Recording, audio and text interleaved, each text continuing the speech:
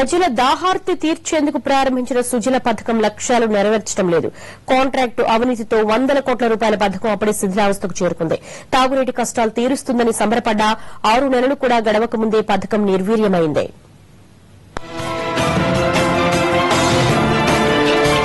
నెల్లూరు జిల్లా వెంకటగిరి ప్రజలు కొన్నేళ్లుగా తాగునీటి కోసం అల్లాడుతున్నారు. సుమారు 1,00,000 పైగా జనాభా ఉన్న ఈ పట్టణ దాహార్తిని తీర్చేందుకు మాజీ మంత్రి నేదురుమల్లి రాజలక్ష్మి బృహత్తర పథకాన్ని మంజూరు చేయించారు. తెలుగుగంగ నుంచి 100 కోట్ల వ్యయంతో పైప్లైన్ల ద్వారా తాగునీరు అందించాలని సుజల పథకాన్ని నిర్మించారు. పథకం ప్రజలకు అంకితమై 6 ఏళ్లు గడిచింది. అంతలోనే శిథిలావస్థకు చేరింది.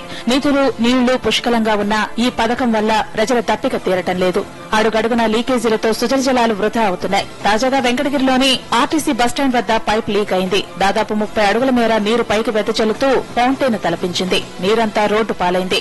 సమ్మర్ స్టోరేజ్ ట్యాంక్ సంబంధించినటువంటి పైప్ లైన్ స్థానిక త్రిపురి థియేటర్ దగ్గర పైప్ లైన్ పగిలిపోయి నీళ్ళన్నీ కూడా 50 అడుగుల ఎత్తున ఎనర్జీని కరెంట్ వైర్లకి నాసిరకమైనటువంటి పైప్ లైన్స్ తో దాన్ని భయంకరంగా చాలా అది ప్రమాదకరంగా తయారయ్యే విధంగా కాంట్రాక్టర్లు తయారు చేయడం జరిగింది.